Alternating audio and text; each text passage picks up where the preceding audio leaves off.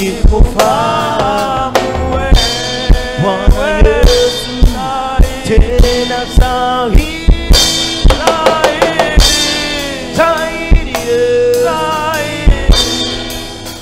nikufahamu wewe Bwana wangu, tena zaidi Bwana, nikufahamu wewe,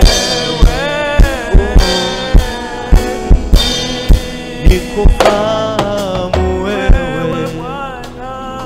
zaidi, nikufahamu wewe zaidi, nikufahamu wewe zaidi, nikufahamu wewe zaidi, nikufahamu wewe zaidi, nikufahamu wewe zaidi, nikufahamu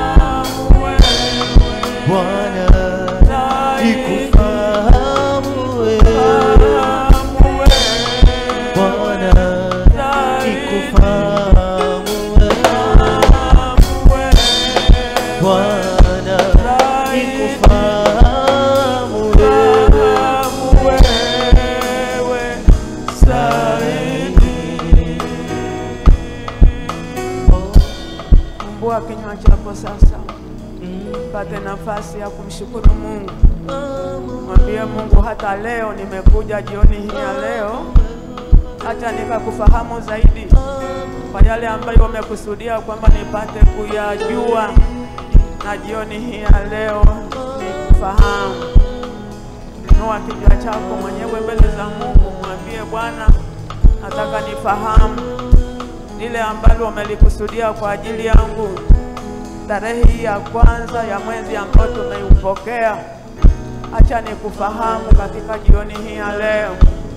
Sauti yako nifahamu, nisikie sauti yako na nipate kuielewa hiyo sauti yako, na upate kusema pamoja na mimi kupitia sauti yako.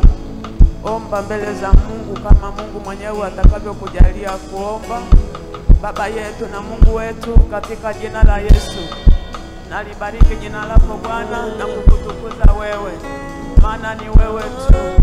Hatuna mwingine anayestahili kuabudiwa na sisi, wala hatuna mwingine anayestahili kushukuriwa na sisi isipokuwa ni wewe Mungu. Ni wewe ambaye umetuzaa, ni wewe ambaye umetuumba kwa mfano wako, ni wewe ambaye ukatuweka duniani hapa, ni wewe ambaye ukatuweka Dar es Salaam hii, ni wewe ambaye ukatuweka mji wa Bwana. Baba, acha tulibariki jina lako, tukutukuze. Unastahili wewe Bwana, tunakushukuru. Asante, asante Mungu wetu, asante, asante kwa upendo wako kwetu, asante, asante kwa ajili ya msamaha wako kwetu, asante, asante kwa damu yako ya thamani inayotutakasa siku baada ya siku Bwana. Asante, asante kwa yale yote ambayo umesema pamoja nasi katika wiki iliyopita, katika uwepo wetu, katika uwepo wako na katika utukufu wako Bwana. Asante, asante kwa yale yote ambayo Mungu umeyatumia kwa ajili yetu Bwana. Asante, pokea sifa zetu na shukurani zetu. Asante kwa siku ya Bwana ya juzi iliyopita Mungu wetu, twasema asante. Asante kwa Jumatatu, asante, asante Bwana kwa ajili ya jana Jumanne Mungu wetu, asante, asante hata kwa ajili ya siku hii ya leo ambayo umetuamsha salama Mungu wetu, twasema asante. Asante sana kwa ajili ya wito na mwaliko wako wa siku hii tena Bwana, twasema asante. Kama vile ambavyo ulivyotuita, kama vile ambavyo ulivyotualika, ukatuambia tuje, tupande, tuje huko juu, na kushukuru. Asante kusudi lako la kutuita Bwana katika kipande cha kwanza cha maandalizi na kutufikisha pale ulipokusudia na kutufikisha. Mungu, tumeliona kusudi lako la mwaliko wako kwetu, tunasema asante. Pokea sifa Bwana, pokea shukurani wewe, pokea utukufu wako, kwa sababu ni wewe unayatenda haya yote sawa sawa na mapenzi yako, katika jina la Yesu, katika jina la Yesu. Baba, nakushukuru kwa ajili ya watoto wako watakatifu wako hawa ambao umetuita kwa wito, umetuokoa, ukatuita, ukatuweka mahali hapa, mahali ambapo ni mji wako mwenyewe. Uko hapa, unakaa mjini kwako hapa katika mji wako. Baba, tunakushukuru, tunakushukuru, tunakushukuru. Nakushukuru kwa ajili ya wale ambao wamekwisha kufika tayari, ambao wana shauku ya kukutana pamoja na wewe. Asante, asante Bwana kwa ajili yangu ambao umeniandaa mwenyewe ili upate kunena pamoja na watu wako. Na kushukuru wakati huu sasa, tunajikabidhi mikononi mwako Baba, tunajikabidhi mikononi mwako, tunajikabidhi mikononi mwako. Uwepo wako na uendelee kutuchukua, uwepo wako na uendelee kutubeba, maana mahali palipo na uwepo wako, hapo tuko salama, tuko na utulivu, na hapo tunapofunikwa na utukufu wako, hapo Bwana hakuna chochote kinachoweza kutusogelea. Kila kitu ambacho kingeweza kuinuka hata kikachukua mateka fahamu za watu, hata wasielewe kile ulichokikusudia, hakina nafasi mahali hapa, kwa sababu tuko chini, tuko ndani ya uwepo wako, ambapo mahali ambapo pana uwepo wako ni kwa sababu wewe mwenyewe uko hapo. Katika tunakaa chini yako katika huo uwepo wako, na kama utukufu wako Bwana umetufunika, kama tunavyohisi, kama tunavyouona, kama tunavyousikia ndani mwetu, katika masikio ya kiroho, masikio ya roho zetu, kama tunavyoupokea, kama tunavyouona utukufu wako, ndivyo tulivyo mbele zako jioni ya leo. Kwa hiyo kwa wakati huu tunanyenyekea sasa chini ya mkono wako ulio hodari. Acha Mungu ukaseme pamoja na sisi, utufundishe, utuelimishe, utuhekimishe mahali hapa ulipotuleta. Umetuleta tayari, umetuleta tayari, tuko mahali hapa sio kwa ajili ya siku ya leo. Umekwisha kutuketisha hapa pamoja nawe mahali hapa kuanzia ile siku ya Jumatatu iliyopita tulipokuja tukajinyenyekesha mahali hapa. Hatujaondoka mahali hapa, hata kama mili yetu ingeliweza kuondoka ikatembea huko na kule, lakini roho zetu na imani zetu tuko na wewe mahali hapa. Kidhihirishe Mungu sawa sawa na kama vile ulivyokusudia, maana tunajua tumekuja kwa makusudi. Acha Bwana useme pamoja na sisi sawa sawa na mapenzi yako, na hata pale tutakapokuwa tunaleta mahitaji yetu mbele zako, acha Bwana usikie, na Mungu wetu upate kujibu, upate kujibu. Yako mengi tunayoyajua, lakini yako mengi tusiyoyajua, ila tunamwamini Roho Mtakatifu ambaye atatuongoza. Tunaliamini neno lako, ambalo neno lako ni kweli, neno lako linaweza kutufikisha mahali unapokusudia.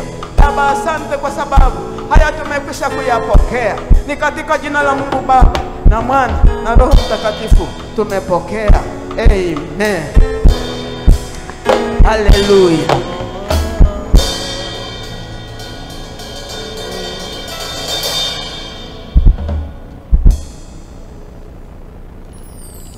Bwana Yesu asifiwe. Ninawasalimu katika jina la Yesu. Moyo wangu umejaa shukurani mbele za Mungu kwa haya ambayo mwalimu, naomba unigeuzie tu kidogo hili, iangalie kwa hivi kidogo tu, nisikuwe hapa kwenye magari.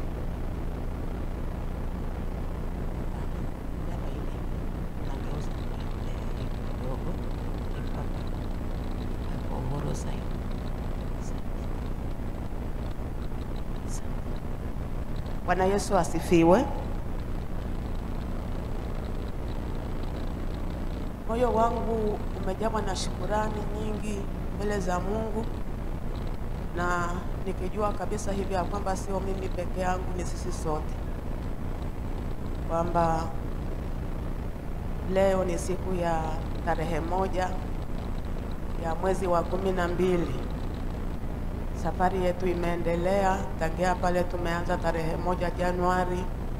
Mungu wetu amekuwa pamoja na sisi Januari na miezi yote iliyopita, na leo tumeweza kuikuta tumekanyaga, miguu yetu imekanyaga katika mwezi wetu ambao ni mwezi maalumu, ni mwezi ambao umesheheni vitu vingi, na namshukuru Mungu kipekee kwa sababu huu mwezi, hii ibada hii ya leo mahali hapa, hii ibada yetu ya ukombozi na uponyaji mahali hapa, mimi ibada hii ninaichukulia kitofauti kabisa. Kwa nini naichukulia tofauti? Ni kwa sababu ibada hii tulianza juma ile ambayo imepita. Tulipotoka nyumbani kwetu tukasema hivyo kwamba tunaenda kwa sababu tumealikwa na Mungu mwenyewe kupitia kinywa cha mtumishi wake. Tuende huko juu mlimani mbinguni, Baba na mambo ya kuongea pamoja na sisi. Tulipopokea ule mwaliko ndani ya mioyo yetu, hapo mimi ninavyosimama hapa ninaona hivi kwamba hapo ndio tumekwisha kukaa, tukakaa hapa. Hata kama katika ulimwengu wa damu na nyama sio wote na sio wengi tuliokuja tukahamia tukakaa hapa tukamwabudu Mungu hapa mchana na usiku, lakini kama vile tulivyopokea mafunuo mbalimbali ya kwamba kitu kikubwa ambacho Mungu anachokiangalia yeye ni Mungu na huo moyo wa huyo mtu. Na kama ni hivyo, tunaamini kabisa hivi ya kwamba leo tunaendelea tukiwa mahali hapa, na kesho tutaendelea tukiwa mahali hapa, na kesho kutwa, hata kama ratiba yetu inasema hivi ya kwamba tutakutana katika siku za vipindi katika juma hili, lakini ndani ya mioyo yetu katika ulimwengu wa imani tunaamini kabisa hivi ya kwamba tuko hapa. Bwana Yesu asifiwe sana. Na kama tuko hapa, basi moyo wangu na shukurani kwamba kumbe sio kwa sababu ya chochote tulichokifanya sisi, lakini ni wakati na majira umefika. Katika mwaka huu tunapomaliza, umefika wakati ya kwamba tukae na Baba yetu mahali hapa. Na kama tuko hapa, basi yako mambo, uko mzihirisho. Ni kwa sababu hata hivyo tuko kwenye ibada ya ukombozi hata na uponyaji. Hata kama ningelisema hivi, ndugu zangu na watumishi wa Mungu na watakatifu wa Mungu, leo tusiongee kitu chochote. Tumshukuru tu Mungu, tumshukuru tu Mungu, tumshukuru tu Mungu, tumshukuru tu Mungu, tumshukuru tu Mungu. Na baada ya kumshukuru Mungu, basi tujikabidhi tena mikononi mwa Mungu, tujiweke huko, tujifunikwe, tulindwe, tutunzwe, tuendelee na hii safari. Ingelikuwa ni ibada ya kutosha, na hivyo ndivyo inavyoendelea. Bwana Yesu asifiwe sana. Kwa hiyo wakati huu tuyaangalie maandiko matakatifu, tuone Mungu anasema nini na sisi kulingana yale aliyosema nasi, na vile ambavyo ametuokoa na vile ambavyo ametuponya kupitia kinywa cha mtumishi wake na yale maombi tuliyoyaomba. Nataka nishuhudie hivi katika juma hili ambalo tumelimaliza, kuanzia siku ya Jumatano mpaka ile siku ambayo tunahitimisha siku ya kilele, kuna mambo ambayo Mungu ameyatenda. Na nikisema ameyatenda kwangu, nafanya sivyo, kwa sababu niliona kabisa kwamba ametutendea sisi sote. Haya mahitaji ambayo Baba alituongoza kutuombea, kuna prayer point moja alituongoza. Sikumbuki ni Ijumaa au ni Jumamosi. Ni Jumamosi inawezekana. Akasema hivi ya kwamba leo tunaenda kuomba maombi ya msako. Si tunakumbuka jamani? Tunaomba maombi ya kusaka, nikitumia ile lugha ya kusakanya, yaani kusaka kabisa kile ambacho kilikuwa kimejificha huko ndani, ambacho kilikuwa hakijitokezi. Tukiombewa hata tukiomba hapa, kinachurupuka, kinaenda kujificha mahali, tusikione, tumalize ibada tuondoke. Kweli tumehudumiwa, lakini ile siku kumbe pia tunasaka kweli. Hivyo vitu vilivyokuwa vinakimbia siku zote, juzi kwangu vilikosa nguvu vikapatikana. Bwana Yesu asifiwe sana. Kwangu mimi, sijui kwako, lakini kwa kweli ile siku viko vitu vya miaka mingi ambavyo mimi nilivisahau katika maisha yangu, katika familia yetu na katika kanisa la Bwana huko nilikokuwa mpaka wakati huu. Yaani nilivisahau, nikaviona ni vitu, yaani ni mambo ya kawaida tu. Kumbe na yenyewe ni mtego wa shetani, na ubaya wake alikuwa yamejificha kabisa, nikizarau kwamba kumbe hayo ni mambo yalishapitwa na wakati, wala tu hayanisumbui wala nini. Lakini katika msako ule, Roho Mtakatifu alikuja kwangu. Bwana Yesu asifiwe sana. Vile Baba alivyokuwa anatuongoza, na mimi nilikuwa nimesimama hapa, nikaona kama sasa, kama siko hapa, niko kwenye vile vichaka nilikuwa navijua, ninasaka na kile kilichopo kinatoka. Nashangaa kwa kweli, kinaonekana, nashangaa kinaondoka, nashangaa vinasambaratishwa, nashangaa. Kwa hiyo ili juma ambalo limeisha limetujengea msingi mkubwa. Kama tumepanda, tumeenda, tuko mbinguni katika kiti cha enzi cha Mungu. Lakini Mungu yeye mwenyewe aliona ya kwamba kama ataanza pamoja na sisi katika mambo, katika ile level anayotupeleka, tusingeliweza. Lakini kulingana na maombi, yani tungeingia tukatoka, lakini kungelikuwa na mambo mbalimbali ambayo bado yangeliendelea yanajificha. Lakini kwa nguvu ya neno la Mungu na kusudi la Mungu la kutualika huko tulipokwenda, ndugu zangu, mimi napenda kuambia hivi, mimi nimekwisha kuona kuna tofauti ya vile vitu ambavyo nilivyokuwa nimevizarau, hata vingine sivijui, nimevisahau, lakini vile vilivyofunuliwa vikasakwa kwa uwezo wa Roho Mtakatifu na vikapatikana na vikaua. Tunaangamiza, moto wa Mungu na ushuke, tukiongezwa na Baba yetu.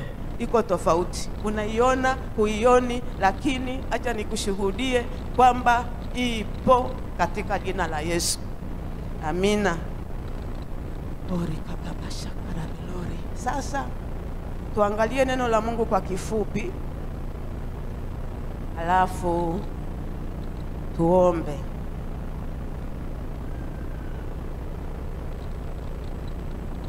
Kama vile nilivyotangulia kusema hivyo ya kwamba hata kama ingelikuwa tusingelifanya kitu kingine, tukamshukuru tu Mungu, tukashuhudiana kama ninavyoshuhudia hapa, tukamshukuru Mungu, tukaenda nyumbani, ingelitosha. Lakini kwa sababu Mungu mwenyewe na yeye ana nafasi yake ya kutaka kuongea na watu wake, acha aongee nasi kupitia ibada yetu hii ya ukombozi na uponyaji. Kichwa cha muendelezo, sisemi kwamba kichwa cha somo, lakini kichwa cha muendelezo wa hizi huduma ambayo Mungu ameanza pamoja nasi. Sasa sehemu mojawapo ambayo tutajifunza hapa leo inasema hivi ya kwamba haki ya mtu anayetembea na Bwana. Narudia kusema, haki ya huyo mtakatifu wa Mungu ambayo ameipata kutoka na Mungu. Kwa haki hiyo inamsababisha yeye atembee na Bwana, na haki hiyo ndiyo mimi na wewe. Maandiko matakatifu tunasoma kitabu cha Mwanzo sura ya 6, mstari wa 8 na mstari wa 9. Katika maandiko matakatifu hapa, kulingana na somo hili, nililiwekea mstari wa 8 mpaka wa 18, lakini nimeikata vipande ili kwamba tusikawie hapa, tuende mahali kwingine hapo mbele ili kwamba tupate nafasi ya kuomba. Mwanzo sura ya 6 mstari wa 9 na mstari wa 8 na mstari wa 9. Ninasoma katika jina la Yesu. Bwana Yesu asifiwe. Nenda pamoja na mimi, nasoma katika jina la Yesu. Lakini Nuhu akapata neema machoni pa Bwana. Mstari wa 9. Hivi ndivyo vizazi vya Nuhu. Nuhu alikuwa mtu wa haki, mkamilifu katika vizazi vyake. Nuhu alikwenda pamoja na Mungu. Narudia mstari wa 9 ili utafakari vizuri kama nilivyo utafakari mimi. Hivi ndivyo vizazi vya Nuhu. Nuhu alikuwa mtu mwenye haki, pili mkamilifu katika vizazi vyake. Nuhu alikwenda pamoja na Mungu. Haleluya. Maneno haya ninayoyaongea hapa, sisi si wageni wa kitabu hiki cha Mwanzo sura hii ya 6. Tunajua kabisa ya kwamba tunafahamu hii story au haya masimulizi ambayo yameanzia kwenye sura ya 6 mstari wa 1 mpaka hapo habari hii inakoishia. Lakini mimi na wewe leo nikisema hivyo ya kwamba tuangalie vile ambavyo mtu yule ambaye anatembea na Mungu, tulipotembea katika mtiririko wa yale tuliofundishwa, tulifundishwa ya kwamba kitu kikubwa ambacho Mungu anachokitaka tumalize mwaka huu nacho, tuanze mwaka wa 2022 nacho, ni kuwa pamoja na Mungu. Kama tunakumbuka, sieti jamani? Na mimi nikasema hivi ya kwamba mimi hapa sileti kitu kingine kigeni, kwa sababu haya ndiyo ambayo yamejaza moyo wangu kwamba Bwana, naomba unisaidie mimi katika maisha haya sasa. Sio mimi tu, pamoja na watakatifu wako tutembee pamoja na wewe. Sasa hapa tumemwona mtu huyu anayeitwa Nuhu. Mstari wa 8 na mstari wa 9. Mstari wa 8 na mstari wa 9. Mstari wa 8 unasema hivi ya kwamba Nuhu akapata neema machoni pa Mungu. Ndio maana nataka nikwambie hivi ya kwamba haya yote ambayo tumeyapokea, na haya yote ambayo tunashauku nayo, na haya yote ambayo tutatendewa, na kule tunakoenda, ili kwamba tutatembea ndani ya mawimbi ya utukufu wa Mungu katika maisha yetu yote, si kwa habari ya nguvu zetu na uwezo wetu na chochote tulichokifanya sisi, lakini hiki ni neema ya Mungu. Bwana Yesu asifiwe. Na kama hiki ni neema ya Mungu, ndivyo tunavyomuona hapa huyu mtumishi wa Mungu ambaye anaitwa Nuhu. Ukisoma maandiko matakatifu katika kitabu hichi cha Mwanzo, tukiafika kwenye sura ile ya 6, tukianza, tunakutana na vile vitu ambavyo tunavyoviona wakati mwingine minatushangaza, kwamba wakati huo wa kizazi hicho, kuanzia kizazi cha Adamu mpaka kuja kizazi Adamu alipoanzisha kizazi, mpaka kuja kwenye kizazi hiki ambacho Nuhu anaonekana akisimama mwenye haki hapa, tunajua na tulipata mafundisho na tunaelewa kwamba kilikuwa ni kizazi kilichofikia mahali ambapo wamekwisha kupotoka, wamekwisha kuangamia, wamekwisha kuharibika kabisa. Mpaka Mungu mbinguni akiangalia, haioni ile sura ya mwanadamu aliyemuumba kwa mfano wake, haionekani.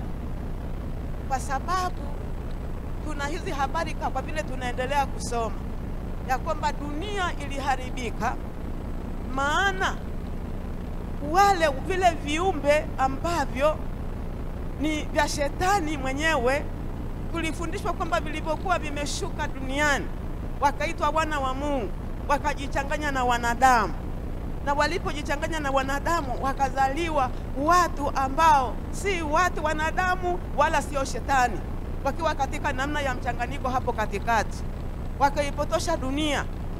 na kwa maana hiyo dunia ikaharibika kabisa katika namna hiyo. Na kama imekuwa hivyo kwa kizazi chake huyu Nuhu, ambayo tukilinganisha katika Agano Jipya na kizazi chetu katika ulimwengu wa kiroho, tunaweza kusema hivi ya kwamba yako mazingira katika ulimwengu wa kiroho karibia yafanane na mazingira ambayo aliyoyaishi Nuhu wakati huo. Lakini tofauti tu ni kwa sababu wakati ule dunia ilikuwa haina chombo ambacho kinasimama katika namna ya kuweza kutetea, ambacho chombo hicho ni kanisa. Biblia inanene inasema hivi ya kwamba mpaka hapa tulipo sisi, kulingana na maasi yanavyoendelea, kama si upendo wa Mungu alivyotupenda akamtoa mwanae akatufia msalabani tukakombolewa, na kanisa bado lipo kwa kusudi ya kwamba Mungu analiangalia kusudi lake. Kama kanisa lingechukuliwa, hiyo vita ingeliweza kufanana na vita ile ambayo ni ya wakati wa Nuhu, tena na kupita kabisa. Lakini jina la Bwana nalibarikiwe, kwa sababu sisi mpaka sasa hivi tuko hapa, tuko na mtetezi ambaye ni Bwana Yesu, yuko mkono wa kuume wa Mungu anatuombea. Sio hivyo tu, lile kusudi ambalo alimaliza ile kazi pale msalabani akatununua, basi bado ingali linatenda kazi ya kwamba wale ambao gizani wapate kuikuta hiyo nuru, ili kwamba Yesu akija alichukue kanisa. Ilikuwa maana hiyo. Kama nimeongea hivyo, basi tunakuja katika mstari huu wa 8. Mstari wa 8 akasema, lakini Nuhu akapata neema machoni pa Mungu. Naomba utafakari nami tena pole kabisa. Tafakari pamoja na mimi kwamba katikati ya maasi yaliyopitiliza, katikati ambayo na Mungu mwenyewe amekwisha kughairi kwamba ninajuta ni kwa nini nimemuumba mwanadamu. Hebu fikiri. Na anasema hivi ya kwamba basi hapa palipofikia ni sababu yangu, yani ukamilifu wangu. Kumbe nimeona neno moja ambalo nimesema hivi, hata ule utendaji wa Mungu katika namna kumfutilia mwanadamu na vyote vilivyopo, kumbe ni ili apate kutimiza ahadi yake na agano lake aliloliagana na mwanadamu. Aliagana na mwanadamu akamwambia hivi, nakupa vitu vyote hivi vyote, lakini nakuwekea mti ambao nitakuona kabisa kwamba wewe ni mtu, wewe ni mwanadamu, ni tofauti na vyote nilivyoviumba. Mti huu wa katikati usiguse, maana ukiugusa huu wewe utakufa. Akasema, Mungu mwenyewe akasema, hakika wewe utakufa. Na mwanadamu alipoasi akatoka katika ule uwepo wa Mungu, akatoka kwenye ule utukufu wa Mungu. Ile ahadi, ile neno la Mungu ambalo ameongea kwamba hakika wewe utakufa, hata hivyo akalisikiliza katika namna ya kuliangalia, kwa sababu tangia huko bustanini mwanadamu alipofanya dhambi, tunasoma maandiko matakatifu kwamba hata hivyo Mungu alionyesha upendo wake. Biblia kuna mahali inasema hivi ya kwamba huyu Yesu alichinjwa kabla ulimwengu haujawekwa, ili hayo maasi atakapokuwa yanapatikana, basi huyo mwanadamu akombolewe. Bwana Yesu asifiwe sana.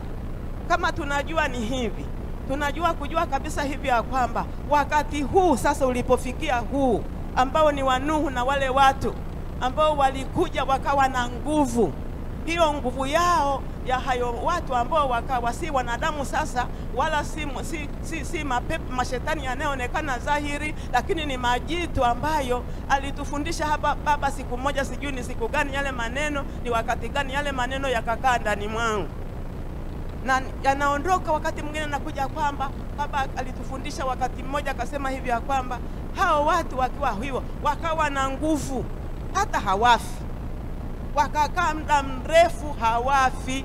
Ndio maana walikuwa na miaka miangapi huko. Na kama hawafi, basi hawayatendi mambo yale ambayo yanampa Mungu utukufu. Wanafanya dhambi kana kwamba wamemfanya Mungu awe chini, wao wawe juu. Mungu kama Mungu akasema hivi ya kwamba hapa palipofikia sasa, ninamfuta mwanadamu na vyote vilivyopo kizazi hiki cha kufanya dhambi. Nitaanza na mwanadamu kama vile nilivyoanza na Adamu na Hawa. Haleluya.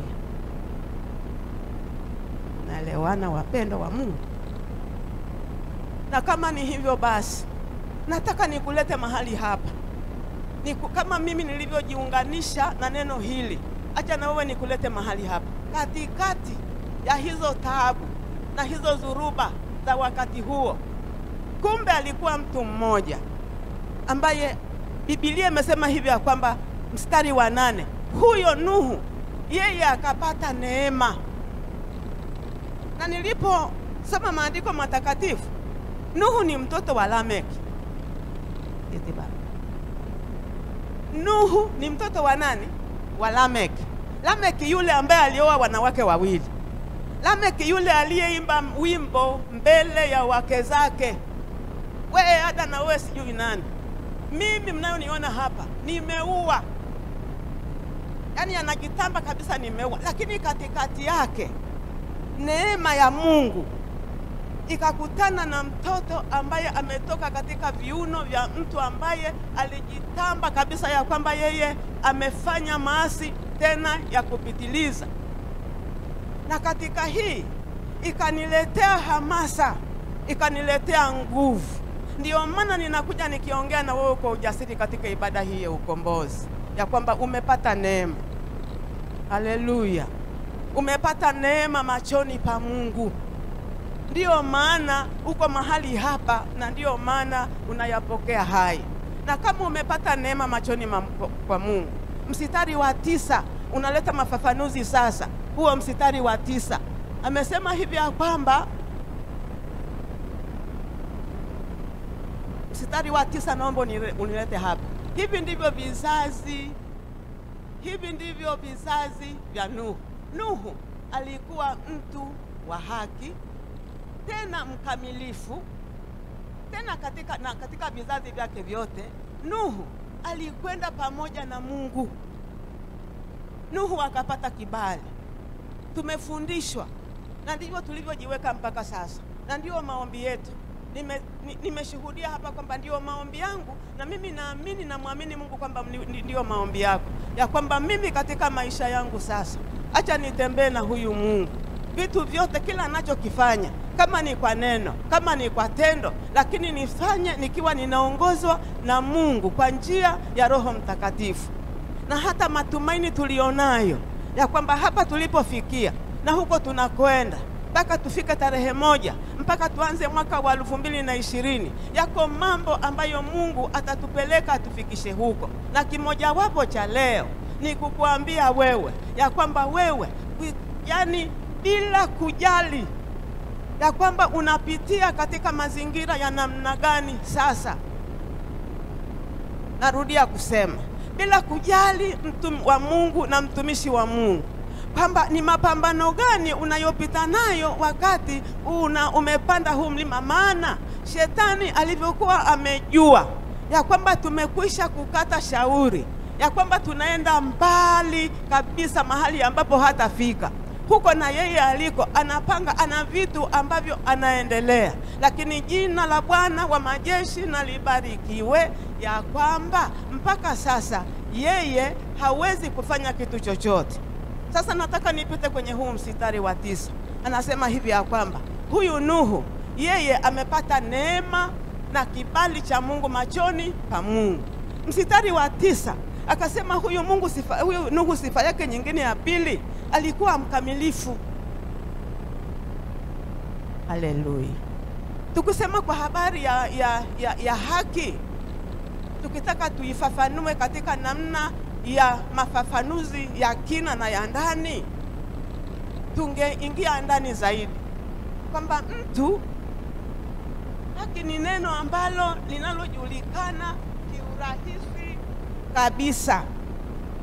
Neno haki linajulikana hivi ya kwamba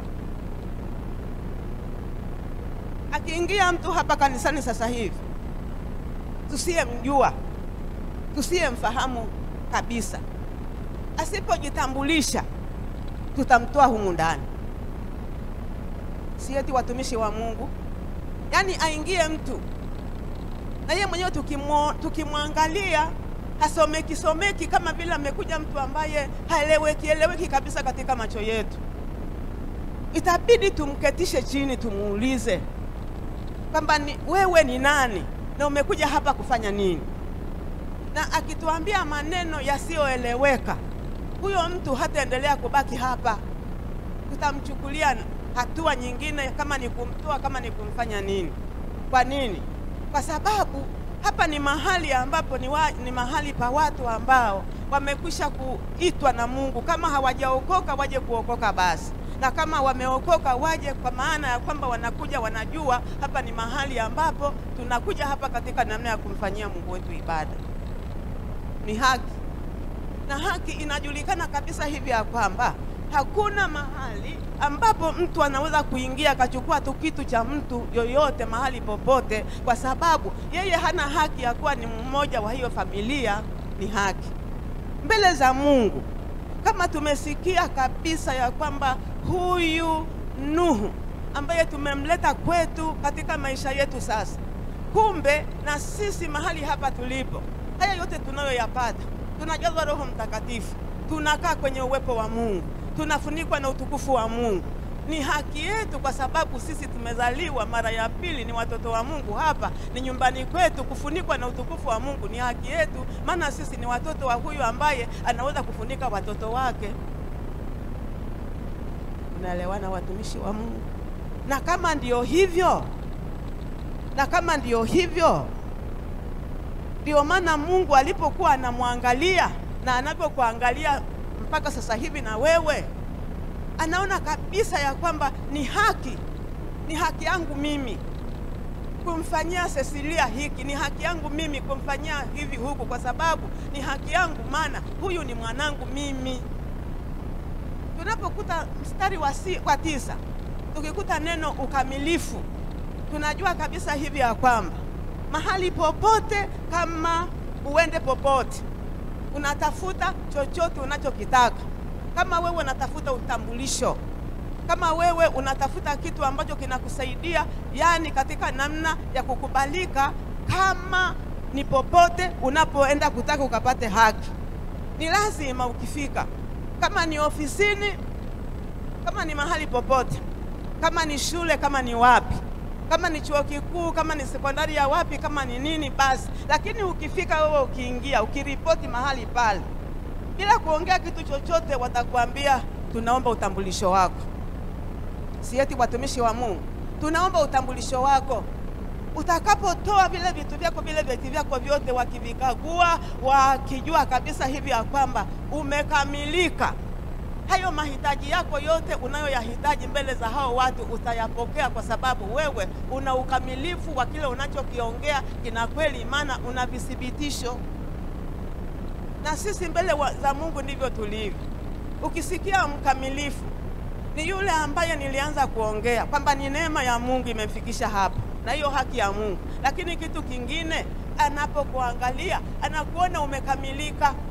Hata kama ulikuwa haujakamilika katika level ile ya juu kabisa, lakini una ukamilifu. Anaona utakatifu ndani mwako, anaona moyo wa kumtumikia Mungu ndani mwako, anaona roho ya usamani ya kusamehe ndani mwako, anaona roho ya maombi ndani mwako. Vile vigezo vyote ambavyo vinakuhitaji wewe ufikie mahali pa kukubalika, uaminiwe kwa mambo makubwa, wakiviona hivyo hauna chochote, Mungu anakushika mkono wake, anamimina vitu vyake, anatembea pamoja na wewe. Haleluya. Narudia kusema, yani Mungu mwenyewe na yeye ana kanuni. Hebu niwaambie kabisa kwamba Mungu mwenyewe na yeye ana kanuni. Yani Mungu mwenyewe na yeye hawezi kumimina vitu vyake vile vya samani na vya maana kwa chombo kile ambacho hata hakijui. Hawezi. Lakini akija akiukuta ule ukamilifu ambao wewe umefikia katika namna ya kukamilika, ni kweli kuna nafasi ya kujiotesha kiburi ya kwamba mimi hapa nimefikia ukamilifu. Kila siku utakuwa mhitaji. Lakini yule anayekuangalia tuchukulie tu mfano, tumchukulie mfano huyu baba yetu. Huyu baba yetu ambaye yuko hapa pamoja na sisi. Mimi siamini na sivyo atakavyofanya kwamba amwone mtu amekuja tu hapa kanisani, hata kama amekuja Jumapili tatu, hata 2 hata 3. Lakini akitoka tu, akimaliza tu ibada anaondoka. Akimaliza tu ibada anaondoka. Hata hana ushirika wa kushirikiana na hao watakatifu na watendakazi wa Mungu waliokuwa hata akajitambulisha. Siamini na haiwezi kuwa kwamba siku atamuona kule nyuma alivyokaa mchungaji kule alikokaa kule, yeye amuite kwa sauti kuu kwamba leo hapa mimi nimemwona kuna kijana fulani amekuja hapa amekaa na si Jumapili 3 leo, namuita apite hata mbele, hata kama simwambii, sijui jina lake, lakini huyu leo ndiye atakayekuwa mhubiri wetu. Itatokea? Haitatokea. Acheni kununa na kuangalia chini. Niangalieni tuongee. Hapa tunaongea. Itatokea? Haitatokea. Hata kuja mtu nyumbani kwangu mimi aje, simjui, simwamini, yani simuelewi vizuri, nimwambie leo ndio utakayetupikia ugali. Haitatokea. Kwa sababu gani? Kwa sababu huyo mtu simfahamu. Sasa Mungu anavyosema neema, barabara, Mungu anavyosema kwamba yeye anatembea na wewe. Maana ndio alisema hivi ya kwamba Nuhu alikafikia mahali pale alipoonekana huyu amepata neema kwa Mungu. Pili, ana haki ya kuitwa mwana wa Mungu. Tena katikati ya mambo ambayo sio mazuri, wakati huo mazingira yake yalikuwa magumu, tofauti na hivi tulivyo sisi hapa leo. Lakini ushangaa anasimama anasema hivi ya kwamba huyu Nuhu akapata neema machoni pa Mungu. Shangaa kusikia kwamba huyu fulani hapa kanisani, naongea kwa na watu wa kanisani hapa, kwamba yeye si kwa matendo yake, lakini amepata neema ya kuitwa mtoto wa Mungu. Hichi ni cheo kikuu. Bwana Yesu asifiwe sana. Ni cheo. Basi. Lakini hata hivyo haijafikia hapo. Lakini hata hivyo akamwona kabisa yeye amekamilika. Amekamilika kufanya nini? Amekamilika kupewa majukumu. Haleluya. Amekamilika, yani amekamilika katika namna ya kuaminiwa. Amekamilika katika namna ya kuaminiwa kwamba sasa njoo tupande tufike huko mahali nakotaka niwapeleke. Maana yako mambo, yako majukumu, viko vitu ambavyo nitataka kuvimimina kwako. Maana nimekuona kwa neema ya Mungu umeokolewa. Kwa neema ya Mungu, haki ya Mungu imekusimamisha wewe. Kwa hiyo umekamilika katika namna ya kukutumia kama chombo cha kufaa. Acha nikuambie jioni hii ya leo, Mungu ametuamini, ametufikisha hapa. Haleluya. Na hata unaweza kujikagua mpaka sasa, ukiona kabisa hivyo ya kwamba bado mimi ningali katika namna ya kusumbuka, katika namna ya kuteseka, katika namna ya kutokuamini, siendi, sisogei. Naongea kwa habari ya mambo ya imani. Sisogei, sipati mafunuo, sipati maono. Hakuna mambo mapya ambayo Mungu ananiambia fanya hiki, acha hiki. Hata yale ninayoyaona ninayapenda. Hakuna siku niliyokatazwa nikaambiwa hapa hiki hapa. Yaani sina ule ushirika wa mawasiliano ya kimazungumzo na Bwana. Lakini kama Mungu amekuita uko mahali hapa, katika juma tuliloisha tumeshiriki pamoja na wewe. Tena sio sisi peke yetu, na wale watumishi wa Mungu mbalimbali katika mataifa mbalimbali wanaopata neema na hicho kibali kusikia jumbe hizi ambazo tunazisikia na maombezi haya ambayo nabii. Sasa ufunuo ndio ulikuja hapo katika namna ya kutafakari hayo. Hapana, mimi ni mimi, neema ni neema, na huyo ni kila mmoja wetu akisema mimi usiniache nihudumie. Tumehudumiwa wote, mkutano wote, na wale wetu huko kule nje. Bwana Yesu asifiwe sana. Kwa hiyo kwa maana hii tunapita katika namna ya mafunuo. Sasa kama huyu mtu mmoja aliweza kusema Ndio ninafafanua sehemu hii ya kwanza. Taenda kufika huko mbele, nitaacha misitari mingi na mafungu mengi, lakini nataka tusimame hapa kwamba jipokee tena kwa mara nyingine ukiwa huko juu. Bwana Yesu asifiwe sana. Hata ukiwa huko juu, ujue kabisa hivi ya kwamba huyu shetani alitoka huko. Sasa hivi hana uwezo wa kukikaribia kiti cha enzi cha Mungu, kwa sababu Yesu yuko upande wa kuume wa Mungu Baba. Lakini pamoja na hayo, ndiyo maana unatoka huko juu, unakuja, mwili umelala kitandani, anakunyemelea kwa mandoto. Sitabu hii.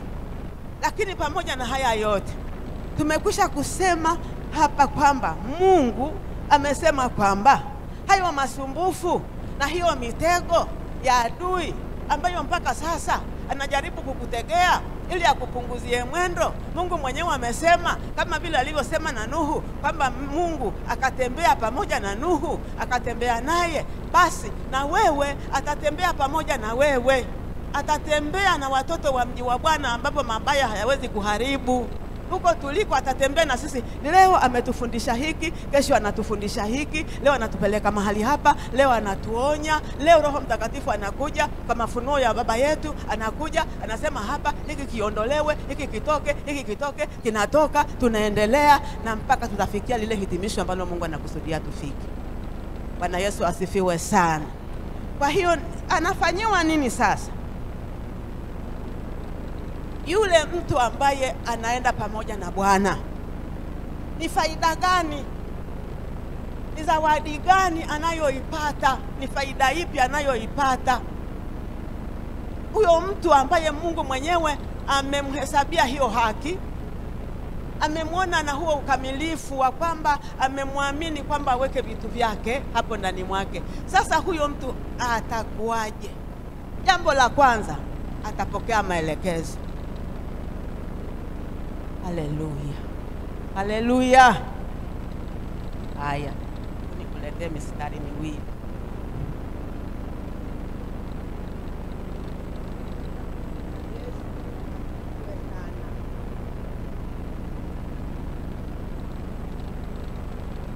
Hapa ni tuweke maneno haya mawili matatu ambayo Bwana anaweza kutupa katika namna ya kuweza kuongezea.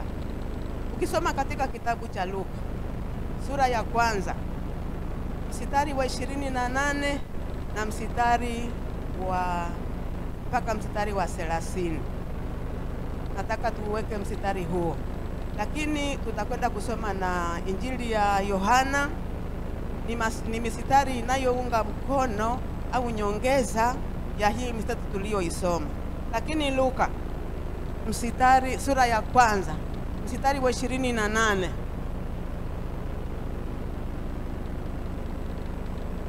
nasoma katika jina la Yesu. Akaingia nyumbani kwake, akasema, salamu, umepewa neema, Bwana yu pamoja nawe. Mstari wa 29, naye akafadhaika sana kwa ajili ya neno lake, akawaza moyoni, salamu hii ni ya namna gani? 30, malaika wa Bwana akamwambia, usiogope Mariamu, kwa maana umepata neema kwa Mungu. Tusimame hapo niliweza kuto katika namna ya kuongezea hayo maneno, lakini na mstari ambao nilitaka kwamba huo ni upate. Hebu tuende mstari wa 40. Kama nitaukuta huo mstari, basi hayo maneno unayotaka kuakuta hapo, basi hapana. Nilikuwa ninataka nitafute mstari nao ufahamu.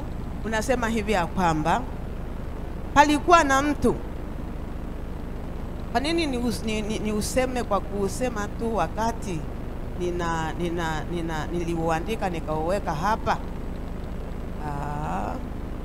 Basi acha tuache hivi. Lakini nilikuwa niongee mambo ya Yusufu, kwa habari ya mtu mwenye haki, kwamba Yusufu alikuwa ni mchumba wa Mariamu. Lakini alipokuwa mchumba wa Mariamu, hizo faida, nitaka nilete faida. Alipokuwa mchumba wa Mariamu, Mariamu akapata hizo habari tulizosoma hapo. Yusufu akaja kumuona Mariamu amekwisha kuwa mjamzito. Kama huo mstari umeupata katika mistari hapo, naomba uweke. Hapana, acha niuongee hivi, kama tutakuanga tutauangalia kwenye Biblia wakati mwingine. Kasema hivi ya kwamba na Yusufu akaona kabisa Mariamu mchumba wake amekuwa ni mjamzito. Lakini kwa sababu Yusufu alikuwa ni mtu mwenye haki, nilikuwa natafuta neno hilo. Faida nilikuwa naitaka. Kumbe ilikuwa ni Mathayo. Mathayo sura ya kwanza mstari wa 19. Naye Yusufu mumewe, kwa vile alivyokuwa mtu mwenye haki, hata asitake kumwaibisha. Kwa vile alikuwa mtu mwenye haki, asitake kumwaibisha Mariamu. Mariamu nimeweka mimi. Aliazimu kumwacha kwa siri. Aliazimu kumwacha Mariamu kwa siri. Misitari inayoendelea pale, hebu niweke mstari wa 20. Basi alipokuwa anafikiri hayo, tazama malaika wa Bwana akamtokea katika ndoto akasema, Yusufu mwana wa Daudi, usihofu kumchukua Mariamu mkeo, maana mimba yake ni kwa uwezo wa Roho Mtakatifu. Tunaangalia kwa habari ya mtu mwenye haki. Bwana Yesu asifiwe sana. Hivi kwa nini Yusufu asingelikuwa akainuka katika namna ya kupiga makelele na katika namna ya kuweza kumfedhehesha na kumwaibisha huyu ambaye alikuwa ni mchumba wake, kwa sababu walikuwa bado hawajakaribiana? Lakini kwa sababu ni mtu mwenye haki, ni mtakatifu wa Mungu, akaona kabisa hivi ya kwamba nitakapofanya haya nitakayofanya, labda kwa kuvunjika moyo kwangu na kukata tamaa kwangu, kwa nini huyu hajakuwa mwaminifu? Maana hata ngeniambia hayo maneno kwamba mchumba wangu, sijakuwa na mchumba mwingine au na mtu mwingine au na rafiki, isipokuwa ni malaika wa Bwana alinijia mimi akaniambia nitachukua mimba na nitazaa mtoto, ndio maana unaniona hivi nilivyo. Kwa akili za kimwanadamu Yusufu asingelikuwa anaelewa na asingeliamini. Lakini kwa sababu Yusufu alikuwa ni mwenye haki, amekuwa mwenye haki. Kumbe ukiwa mwenye haki mbele za Mungu, utakuwa na roho ya uvumilivu, utakuwa na roho ya kupambanua, utakuwa na roho ya kuweza kupita katika njia ambayo haitaleta makelele na fedheha kwa watu wengine. Yani utakwepa aibu ya mateso ya mwingine kuliko wewe ambaye umetendewa vibaya. Unaelewa jamani? Lakini ni kwa sababu ya nini? Ni faida. Ukiwa mwenye haki mbele za Mungu, hiyo haki ya Mungu ikikaa ndani mwako, hiyo haki ya Mungu itakupa cha kusema na cha kutokusema. Hiyo haki ya Mungu itakupa kukuambia hapa, utaisikia sauti ya Mungu itakuambia nyamaza au nena, itakuambia nenda au kaa. Kwa sababu ukiwa mwenye haki, ina maana mbingu inakuja kukaa pamoja na wewe mahali pale ulipo. Hautajiongoza mwenyewe, utaongozwa na huyo Mungu, na kama atakuongoza ndiye atakayekupa na maneno ya kuongea na maneno ya kutokuongea. Haleluya. Bwana Yesu asifiwe. Haki ya Mungu na ikae pamoja na wewe. Lakini tukiendelea kusoma haya niliyoyaandika, niache sasa ili kwamba nitasoma vipengele vichache huko mbele. Lakini tukiangalia, Mungu ndiye ambaye alipokuwa anatembea akisema nitatembea na Nuhu, na nikasema ndivyo utakavyotembea na Mungu kuanzia leo na siku zako zote za mbele. Faida utakayoipata ni hii tuliyoiona hapa, kwamba kwa sababu Mungu alitembea na Nuhu, na kile ambacho kiko moyoni mwa Mungu, kwamba wakati wa mtu yoyote mwenye mwili na viumbe vyote wakubwa na wadogo watambao kimefikia mwisho. Wale watu wahusika na hilo tukio walikuwa hawajui kitu. Lakini Nuhu, huyu Nuhu, kwa sababu Mungu anatembea naye, Mungu akawa rafiki wa Nuhu, akamimina moyo wake kwa Nuhu, akamwambia anachotaka kukifanya Nuhu, na akamwagiza, akampa maelekezo kwamba mtendaji mkuu kwa ajili ya jambo hili ni wewe. Ujenge nini? Safina. Haleluya.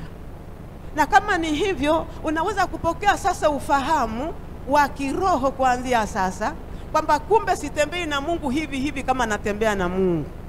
Lakini kumbe mambo yote ya mbinguni ambayo Mungu anakusudia kuyanena, kuyafanya, kumbe mtendaji, mtekelezaji wa majukumu haya, chombo cha kufaa kwa ajili ya kufanya hiki, kumbe ndiyo mimi hapa. Na ukisikia kwamba ndiyo mimi, utajipokea. Haleluya.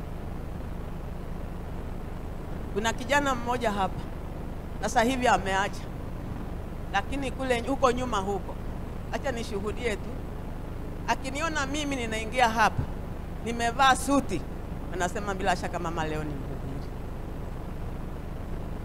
Anasema huyu mama leo kama amekuja yuko ndani ya suti hii, leo ndiye mhubiri. Ananiona ninakaa mpaka tunamaliza ibada, hata sijaomba. Sema kumbe siku hizi ni hivi. Tunakaa siku nyingine anasema bila shaka leo mama akivaa hii nguo hii bila shaka sasa amekwisha kuzoea. Na mimi nikasema kama ndio hivyo, acha nisiangaliwe kwa mavazi, nikajichanganya. Bwana Yesu asifiwe sana. Nikajichanganya. Sina nguo maalum ya kuhubiri na sina nguo maalum ya kutokuhubiri, kwa sababu hizi nguo zote Mungu amenipa, na zote mimi kama ni mtumishi wa Mungu mahali popote nasimama nataka kuvaa kile nataka kukivaa. Bwana Yesu asifiwe sana. Kwa hiyo kama tunaangaliwa mpaka na mavazi tukiwa nasi kabisa, ndio tunatoka kwenye madhabahu yani tunamwakilisha Mungu mahali popote, basi inajulikana wazi kabisa ya kwamba mahali pale tulipo sisi tunamwakilisha Mungu wetu. Chochote ambacho Bwana atataka kutukuzwa nacho katika dunia yetu ya wakati wetu sasa, kama Mungu aliweza kumwambia yule ndugu yetu wa huko zamani kwamba wewe ndiwe mtekelezaji, na ni kweli Nuhu akajenga safina, na ni kweli yale maagizo na maelekezo yote wakati mwingine ni magumu, lakini Mungu akayarahisisha. Nuhu akaingia kwenye safina na watoto wake na mke wake na wanyama wote na kila kitu sawasawa na maagizo ya Mungu. Kuna mahali amesema, mstari amesema hivi ya kwamba wale wanyama watakuja. Kumbe sio Nuhu alienda kuingia kwenye vichaka na mapori na misitu, lakini sauti ya Mungu ilisikika. Hao wote wakatoka huko, mke na mme, yeye akafungua tu mlango wa safina wakaingia. Haleluya. Ndivyo ambavyo watakuja. Ni nene katika jina la Yesu nikitabiri, nikileta unabii huu kwamba watakuja. Kwa sababu tumekwisha kufikishwa mahali ambapo sasa Mungu anatuangalia sisi. Ametufikisha kwenye levo ya kutuamini. Akitaka tufanye chochote, mchungaji Swila, utakifanya, kwa sababu umefikishwa katika namna ambayo Mungu anataka ufanye hivyo. Kama wakati wa Nuhu, nimenena hapa kwamba katikati ya mazingira ya machozi na vilio na damu kumwagika, mpaka Mungu akataka afute kizazi, lakini Mungu akamchagua mtu mmoja akasimama. Neema yake, haki yake, ukamilifu wake ukamfanya mpaka Mungu mwenyewe anakaa ndiye anamwangalia. Yani ndiye analeta hoja kwa Nuhu, anamwambia Nuhu, unajua hapa nilipokuweka mimi, hoja yangu nilionao ndio hii. Nataka kuangamiza hawa watu wote na vitu vilivyoko. Lakini mtendaji mkuu, mtekelezaji wa hili wazo langu ambalo liko ndani mwangu ni wewe. Nilifurahi kusikia hii. Bwana Yesu asifiwe sana. Nilifurahi, nilimshukuru Mungu kupokea hii ufunuo huu ambao ninakuletea mimi wewe. Jifanye kabisa hivi ya kwamba yale mambo makubwa magumu ambayo wale wanaotuona sisi sio chochote wala sio lolote mbele za macho ya kimwanadamu hivi, kumbe Mungu mwenyewe ndiye anayefanya. Na ni kweli wakati wake ulipofika, silifikia wakati wa kufika kabisa hivi ya kwamba chochote, yani chote. Alijenga safina, watu wa wakati wake walikuwa hawamuelewi. Hata akisema tunajenga safina maana mvua itakuja, gharika inakuja, hawamuelewi. Walikuwa wanakula, wanakunywa, wanalima, wanazaa, wanaenda sokoni, wanarudi. Lakini kwa sababu neno la Mungu halimrudii Mungu bure, limkaleta matokeo na kila kitu kikaweza kufa, na taifa likazaliwa upya. Nimenena ndani ya moyo wangu na kushirikisha hili.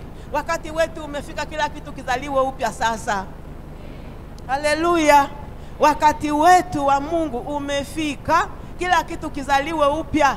Ndio maana tumeandaliwa, tumeletwa hapa. Nirudie kusema, juma hili ambalo lililopita tumefanya kilele chake Jumapili, limenihudumia sana. Na kwa nini nimehudumiwa sana?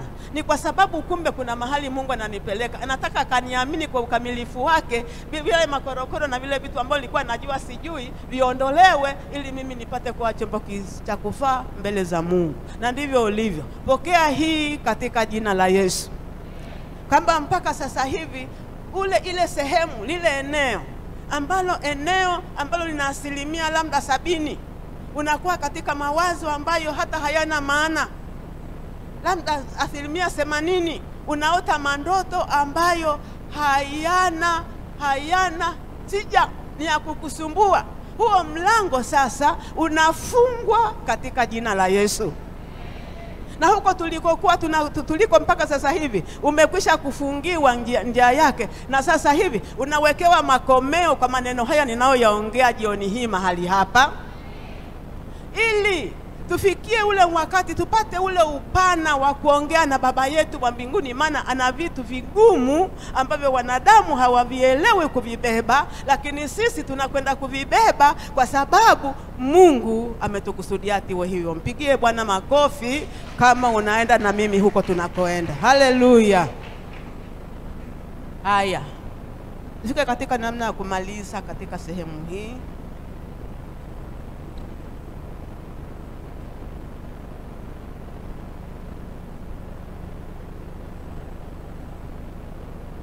Sura ya 9 katika kitabu hicho, Mwanzo 9 mstari wa 8, itoke kwenye mstari wa kwanza mpaka mstari wa 3. Niruke nisome mstari wa 8 na mstari wa 9 na mstari wa 10. 9. Mwanzo 9 mstari huu wa 8. Mungu akamwambia Nuhu na wanawe pamoja naye akisema, mimi tazama nathibitisha agano langu nanyi, tena na uzao wenu baada yenu. Mstari wa 10, tena na kila kiumbe hai kilicho pamoja nanyi, ndege, wanyama wa kufugwa na kila mnyama wa mwituni katika nchi pamoja nanyi, wote watatoka katika safina, hata kila kilicho hai katika nchi. Bwana anasema kabisa kwamba anafanya agano. Kama anafanya agano, hebu nipeleke unifikishe katika mstari wa 13. Labda hapo nitakuta kitu ambacho nataka nikimalizia hapa. Mstari wa 13 anasema hivi ya kwamba mimi naweka upinde wangu winguni, nao utakuwa ni ishara ya agano kati yangu na ninyi. Baada ya Mungu kuharibu dunia yote na baada ya kuona kizazi kipya kimepatikana, hapo ndipo nimetaka nimalizie hapa. katika sehemu hii, kwamba hapo utakapoona kuna mambo mapya ambayo Bwana anayazalisha ndani mwako, anayaleta na agano. Anasema mimi naweka agano langu na wewe na kizazi chako kipya sasa, ya kwamba sitakuja kugharikisha dunia tena kwa maji. Sitafanya hivyo tena na kizazi chako Nuhu na kuendelea mpaka mwisho wa dunia. Na ili ulikumbuke agano hili, mimi nitakuwekea ishara wakati ninapotanda mawingu juu, ili kwamba mvua inyeshe, hata kama kuna vitu ambavyo haviko sawa sawa.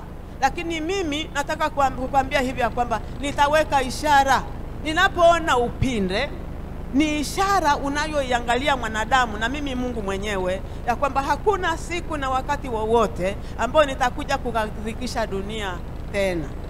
Hii ni lugha ya kiroho tunayoiangalia sasa. Mungu anasema hivi, hakuna chochote kitakachoinuka tena kikaweza kulitengua wala kulitangua lile agano ambalo Mungu ameagana na wewe hata jioni hii ya leo, ya kwamba amekufikisha mahali ambapo ni mahali pa kukuamini. Amekufikisha mahali ambapo ni mahali ambapo unatembea pamoja na yeye. Na kama amekufikisha mahali hapo, hilo agano lake analoagana na wewe ndani ya agano jipya, ndani ya damu ya Yesu Kristo mwana wa Mungu aliye hai, halitakuja kubadilika. Kwamba umetoka kuishi katika maisha ya kiroho, ya kuota ndoto na maono na kupata mafunuo na kuisikia sauti ya Mungu, urudi tena chini, ufikie katika namna ya kusumbuliwa na mandoto kila wakati na kila wakati na kila wakati. Wakati wa Bwana unakuja. Ninavyoongea na ninyi hapa si kwamba mimi nimefikia katika ukamilifu, lakini tunaenda na mambo yetu haya kwa imani. Hata siku nyingine niamke nisikie siku nimeota hiyo ndoto. Hata siku nyingine nisikie nikiamka mwili hauko salama. Hata siku nyingine nisikie maneno yananijia ambayo yanakuja ndivyo sivyo. Nitasimamia hili agano. Nitasema pamoja na hapa, hii hali ya hewa, huu upepo unaokuja hapa huu, wewe upepo sikia, hili si fungu langu. Mimi ni mtu wa agano. Agano langu kwamba nimeaminiwa, nafundishwa vitu ambavyo ni vya juu. Kwa hiyo hivi vya kwako hivi si vyangu, ondoka na vitu vyako. Amani ya Kristo Yesu itaendelea kubaki ndani mwako na ndani mwako. Unanielewa mtakatifu wa Mungu? Amani ya Mungu itaendelea kubaki ndani mwako na ndani mwangu na ndani ya kanisa na wote wanaonisikia jioni hii mahali walipo, na wale wote ambao wako pamoja na sisi katika safari hii. Acha nikwambie, kama Mungu alisimama na Nuhu akamwambia nimelithibitisha hilo agano, acha nikwambie mtoto wa agano jipya, mtumishi wa Mungu mahali hapa, Bwana analiangalia agano lake, na hilo agano lake analitimiza siku baada ya siku. Kama vile alivyosema sitakuacha, kweli hatakuacha. Kama vile alivyosema sitakupungukia, kweli hatakupungukia. Kama alivyosema nitakushika na mkono wa haki yangu, mkono wa kuume wa haki yangu. Kama alivyosema ukipita kati ya maji hayo maji hayatakugharikisha. Ni kweli hautagharikishwa. Hata kama upite katika hayo maji, lakini wewe hautagharikishwa. Hata kama upite kwenye mateso na majaribu kana kwamba unapita kwenye moto, lakini huo moto hautakuunguza. Kwa hiyo nilo ni agano ambalo ameagana na wewe kwamba atakutendea hayo. Haleluya! Simama na Mungu, utembee pamoja na yeye.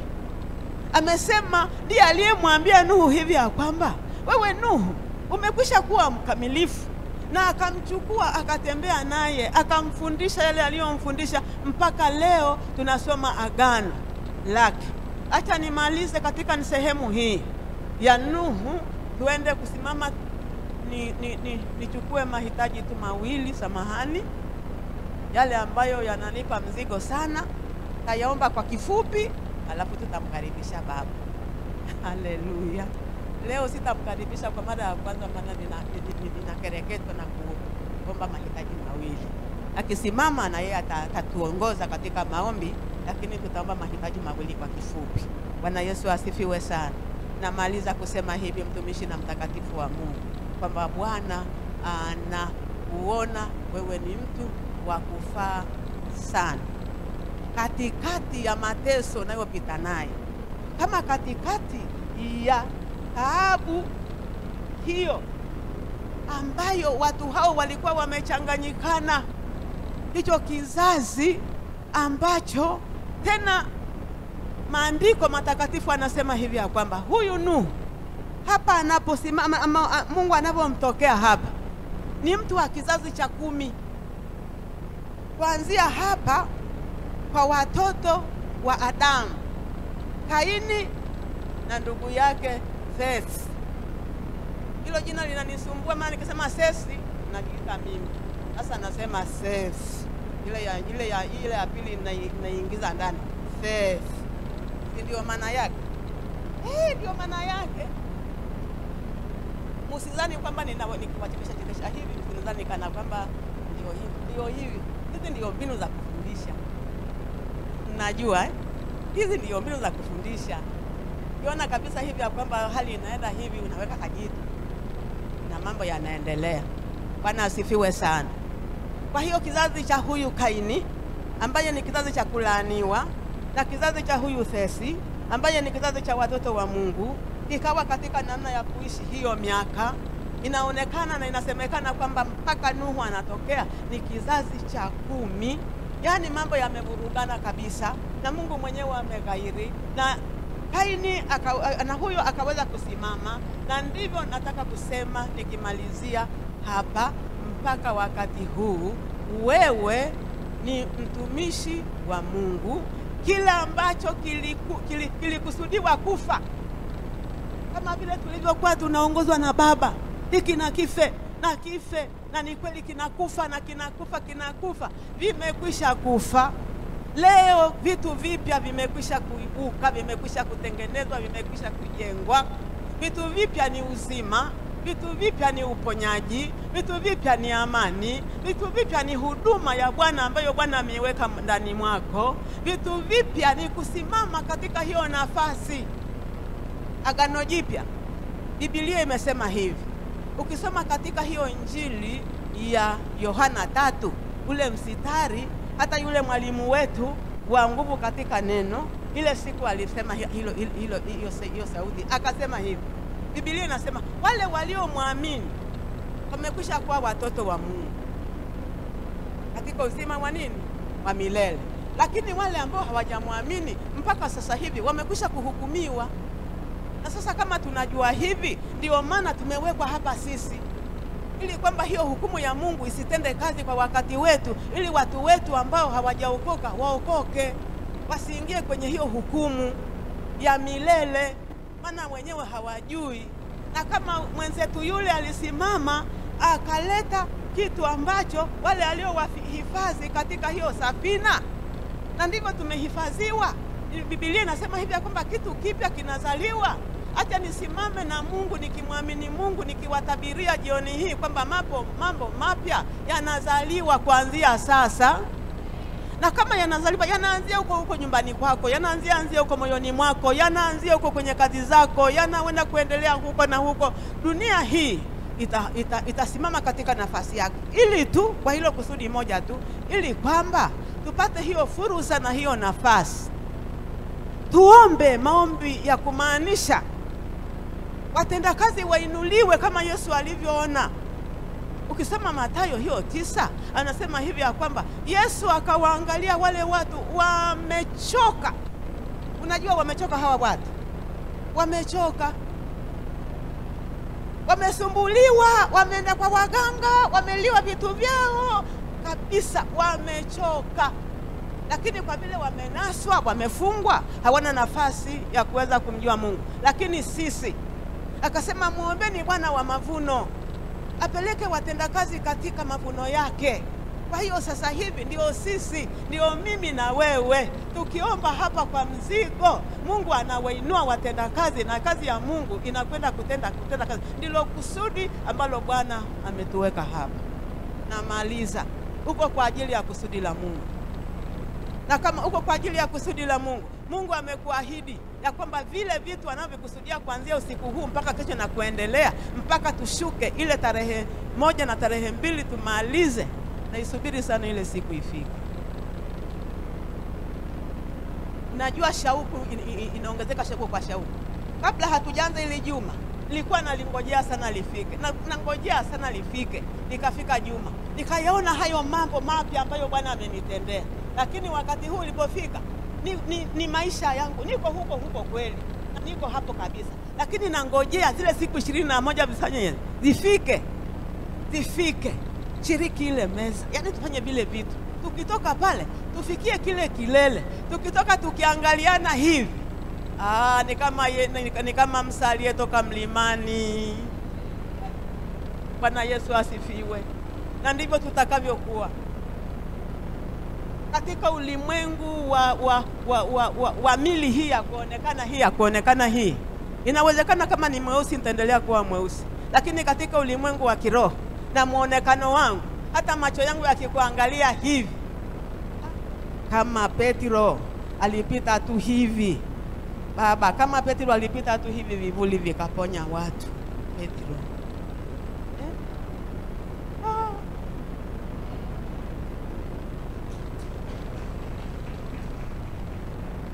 Haleluya.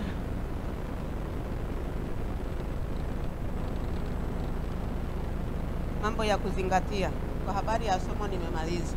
Kwa mambo ya kuzingatia, kama umeenda pamoja na mimi, umepokea kitu kwamba kuna mambo mapya kama vile Mungu alivyoongea na mtumishi wake kwamba anafanya agano letu limekwisha kufanyika msalabani.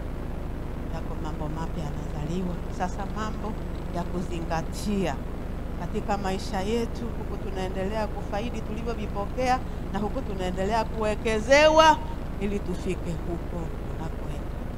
Kwanza, jambo la kwanza ambalo lina msisitizo mkubwa, ndivyo nilivyoandika hapa. Jambo la kwanza ambalo lina msisitizo mkubwa, ambalo tunatakiwa liende na watu hao, kwanza ni utakatifu.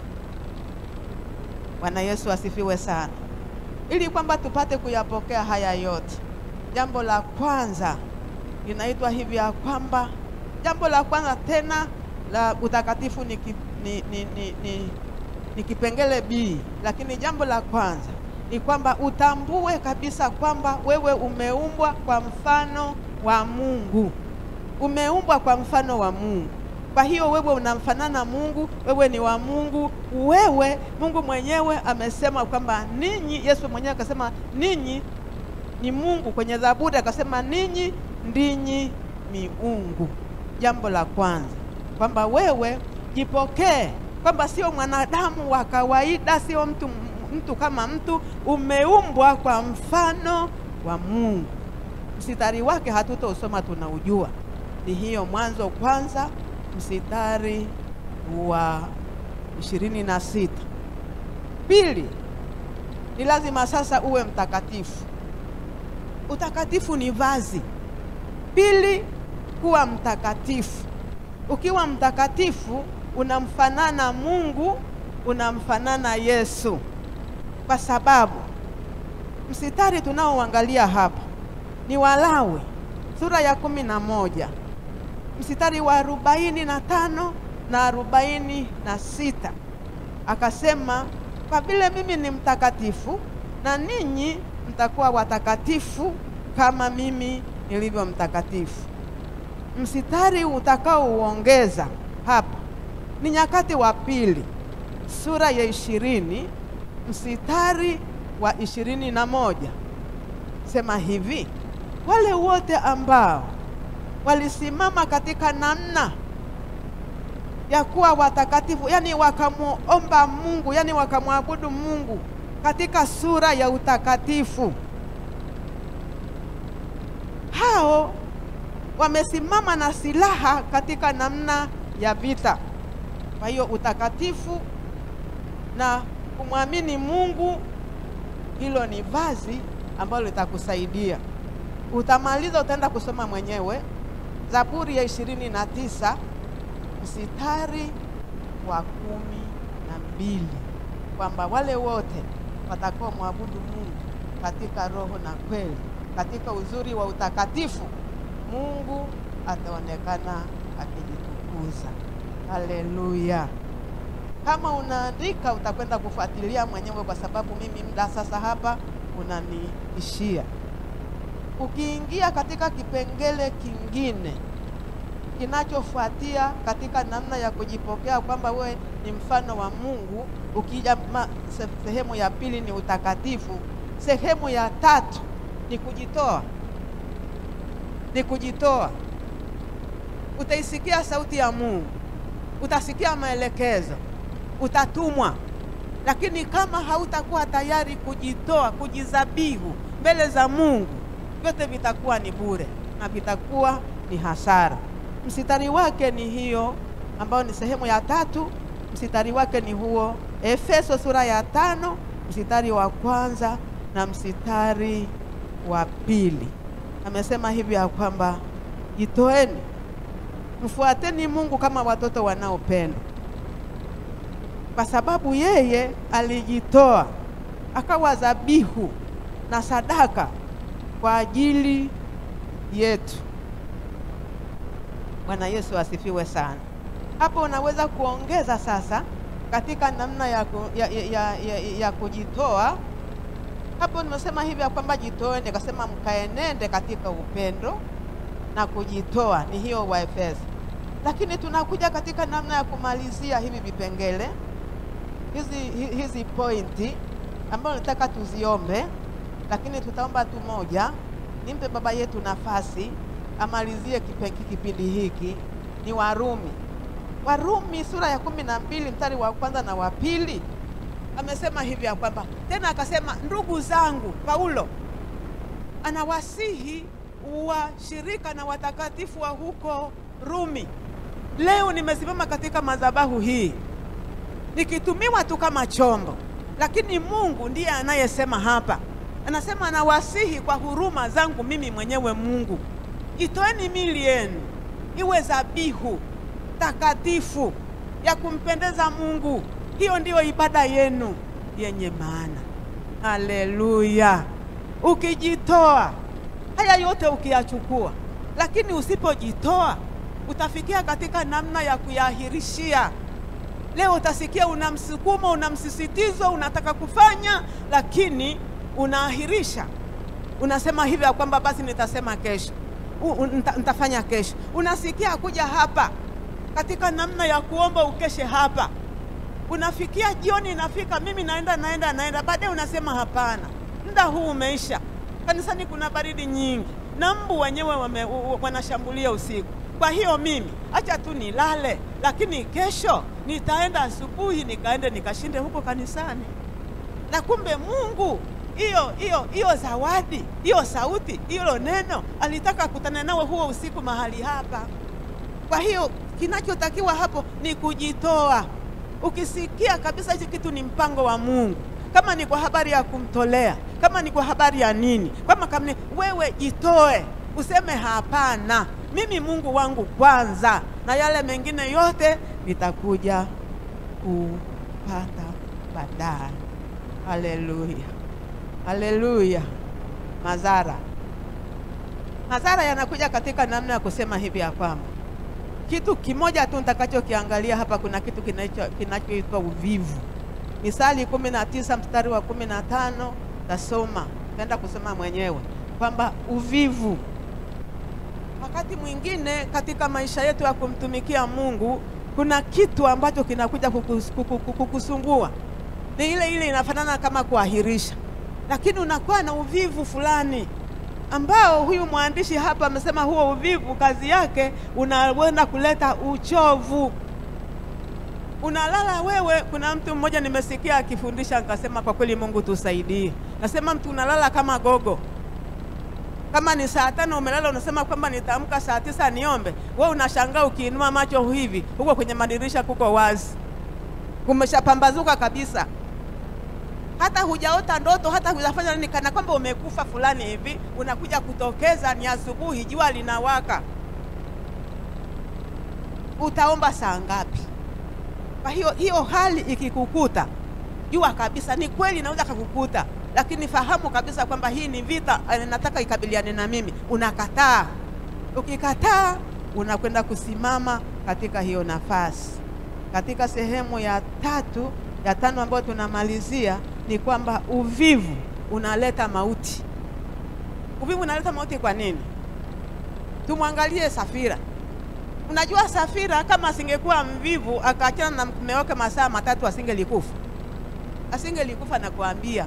Najua kifo ni kitu kibaya hata kama ni mume wako, hata kama ni mke wako, lakini ukiona kabisa hapa ndio anachinjwa na wewe hutajiingiza hapa. Hata kama utapika hiyo mama lakini hujisogezi. Unafikiri utajisogeza? Hujisogezi. Wewe utapika makitaimu mama, mwanangu mimi, mwanangu mimi, jamani mji wa pili, majirani zangu njoo mwanangu. Lakini biki mpaka matokeo. Sasa Safira kwa kuchelewa kwake, alicheleweshwa na nini?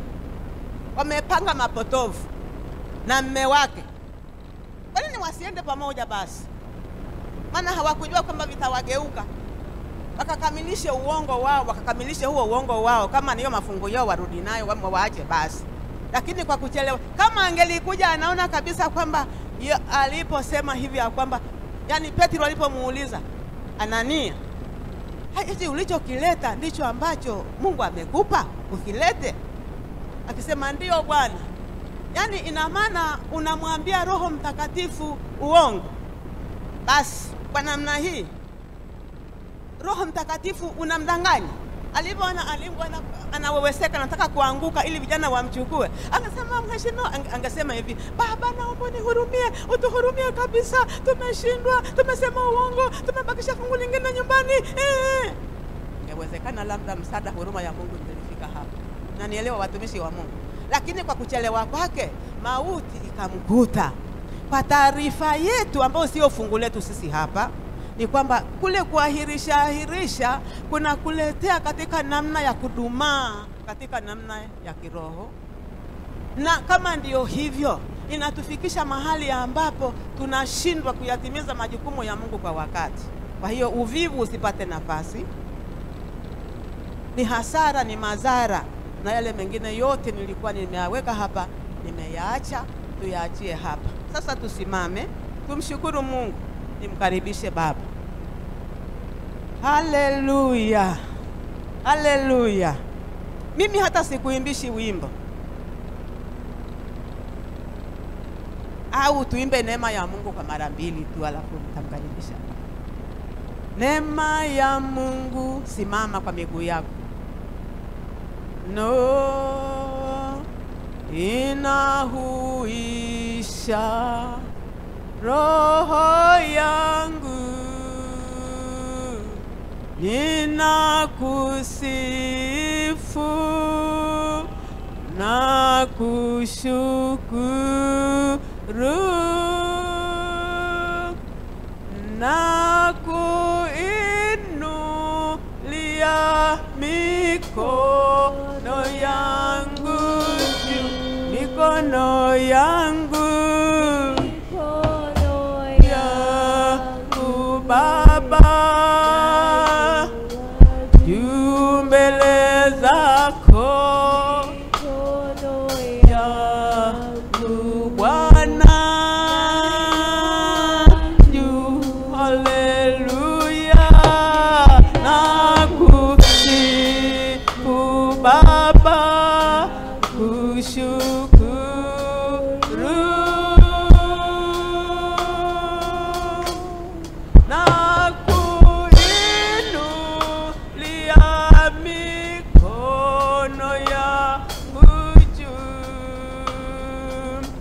mbele za Mungu. Umeinua mkono wako wa kuume juu, ukimwambia Bwana, nimekuinulia mikono yangu juu. Nifuatishe kwa maneno haya ya kumshukuru Mungu. Useme, Mungu Baba, katika jina la Yesu nakushukuru, nakushukuru Bwana, nakushukuru Mungu wangu, nakushukuru Baba yangu, nakushukuru kwa jioni hii ya leo, nakushukuru kwa ibada hii, nakushukuru kwa neno lako, nakushukuru kwa mtumishi wako, nakushukuru kwa ajili ya kunijulisha haya ya kwamba ni haki yako ninasimama, ni neema yako ninasimama, ni ukamilifu wako ninasimama, na hata hivyo umeniamini ya kwamba chochote kile unachokitaka kunijulisha kiutendaji, kimajukumu, nitatenda katika jina la Yesu, katika jina la Yesu, katika jina la Yesu. Sema amina. Pigie Bwana makofi ya vigelegele. Ukiwa umesimama hivyo hivyo, namleta baba yetu. Karibu sana baba.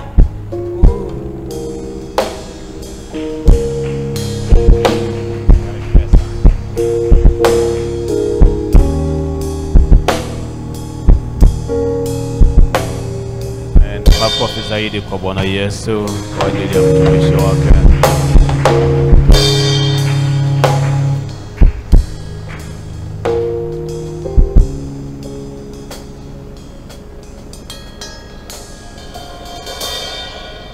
Nuhu akapata kibali machoni pa Bwana, akapata neema machoni pa Bwana.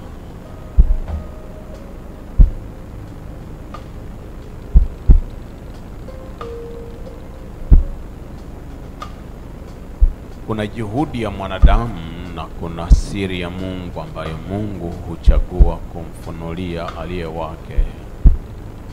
Kuna mambo mengi huweza kuendelea katika maisha ya mtu, lakini mtu yule anayejua siri ya kumpa mpenyo, mtu huyu amepokea jambo kubwa kutoka kwa Mungu.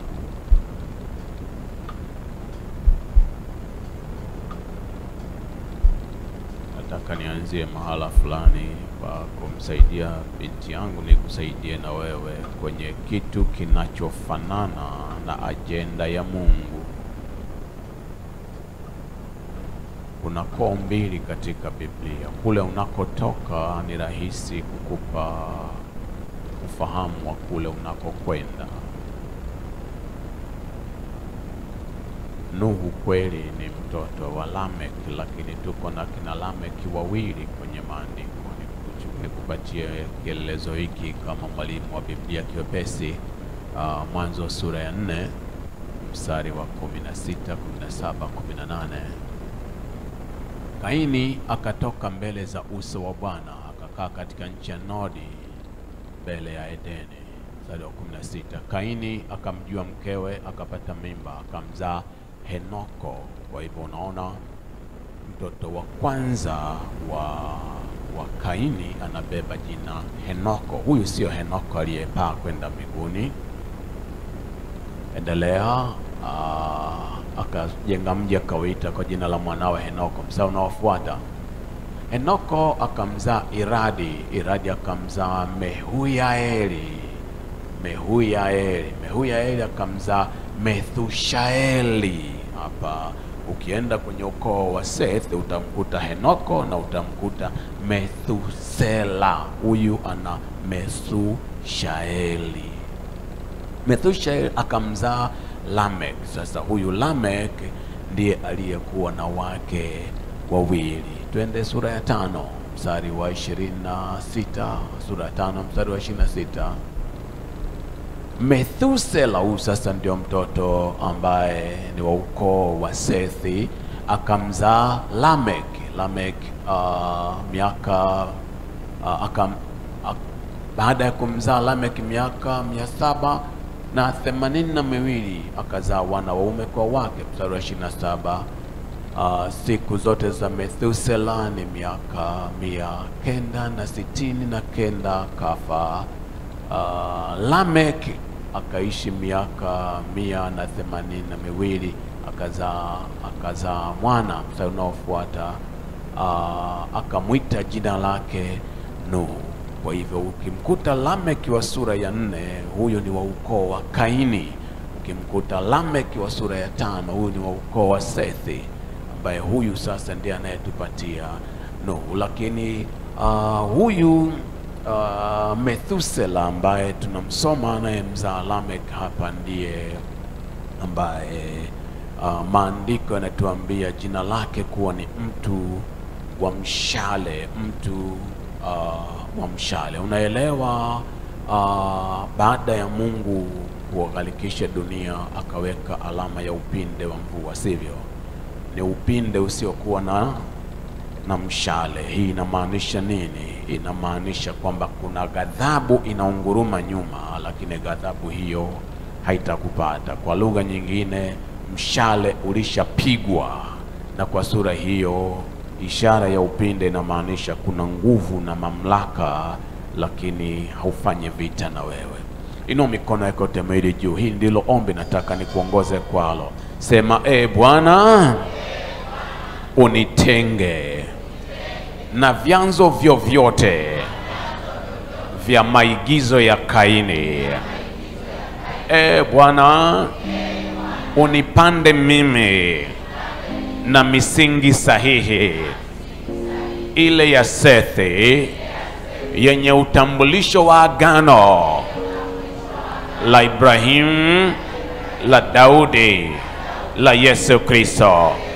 Jioni hii ya leo, wewe uwe Jehova Nisi, wewe uwe Jehova Nisi. Bwana uliye beramu yangu, na kuinua, na kuinua, na kuinua, na kuinua wewe uliye beramu yangu. Kisinuke kingine chochote, magonjwa yasinuke, mauti isinuke, mkwamo usinuke, anguko lisinuke, giza lisinuke. Na kuinua wewe Jehova Nisi, Bwana beramu yangu, na kuinua, na kuinua, na kuinua, na kuinua, na kuinua, na kuinua. Ndiyo, inua mikono yako, muinue Bwana. Akiinuka yeye, kusiweko chochote kinachoweza kuinuka kinyume nawe. Shamara magalaba gogaga tetatalaba hamanaga jetatalaba. Jehova Nisi, Bwana ana mateto nao wanaoteta nawe, ana kisasi na Amaleki, ana ghadhabu nao. Ananena ya kwamba ndipo nitakapowaangamiza kabisa. Anapoinuliwa yeye juu ya uso wa nchi, kisinuke kingine chochote. Ndiyo, maisha yako na yafungamanishwe na hiyo genealogy ya Yesu Kristo, ambayo katika hiyo inakupa wewe kuwa mtu aliye mpya, mtu aliyezaliwa sawasawa na vinasaba vya kimaagano ndani ya Ibrahim, ndani ya Daudi, ndani ya Yesu Kristo. Umeinuliwa Bwana, umeinuliwa. Kisinuke kingine chochote, vitisho visinuke, sauti ya kutweza isinuke, magonjwa yasinuke, mauti isinuke. Umeinuliwa wewe, na kuinua Jehova Nisi, na kuinua El Shaddai, na kuinua El Gibo, na kuinua mfalme wa wafalme, Bwana wa mabwana. Tetana Mwamaleki yoyote anayezuilia njia yangu. Pambana na Mwamaleki yoyote anayeniandama ili kunirudisha nyuma. Wewe tu uwe umeinuliwa, kisinuke kingine chochote katika jina la uweza la Yesu Kristo.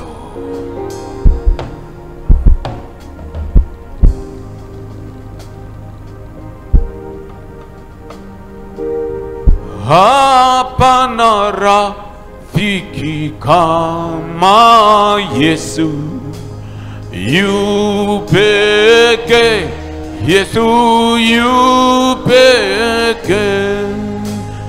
Hapana mpozi kama Yesu, yu peke, Yesu yu Yesu, Yesu ajua shida, aweza kutuongoza.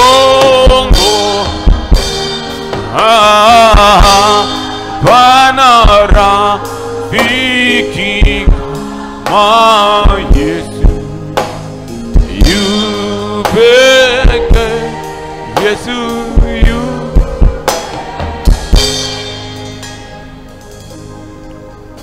moja ya mambo ambayo huwa hayawezi kumfanya Mungu azuiliwe katika maisha yako ni pale unapoengage katika kitu tunakiita the mystery of a painful sacrifice. Watu wote huweza kutoa sadaka za kiwango fulani, watu wote huweza kujidhabihu kwa kiwango fulani, lakini kuna ile dhabihu inayouma, inayobeba uchungu. Mfungo ni kujidhabihu, kukesha ni kujidhabihu. Yesu akasema yoyote asiyeweza kuubeba msalaba akanifuata, huyo hawezi kunistahili. Jioni ya leo ubebe msalaba, yeye akuvike taji. Inua hiyo mikono yako yote juu, omba nami. Bwana, na ubeba msalaba wako, nivike taji. Na ubeba msalaba wako, nivike taji. Bwana, na ubeba msalaba wako, nivike taji. Taji ya utukufu, nivike taji. Maana na ubeba msalaba wako, katika jina la Yesu, katika jina la Yesu, katika jina la Yesu.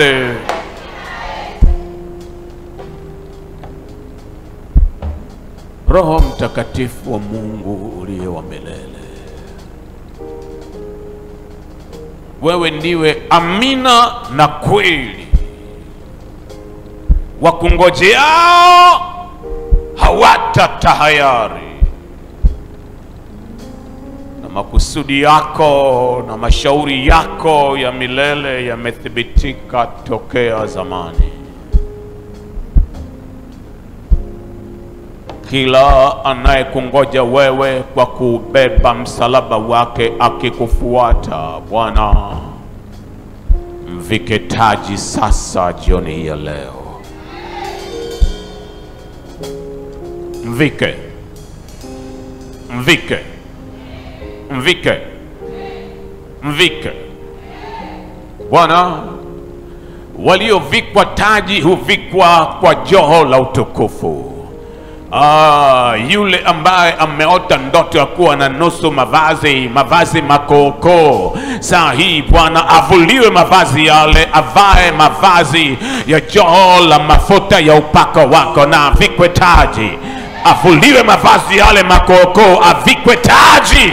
Avikwe joho la utukufu wako na avikwe taji.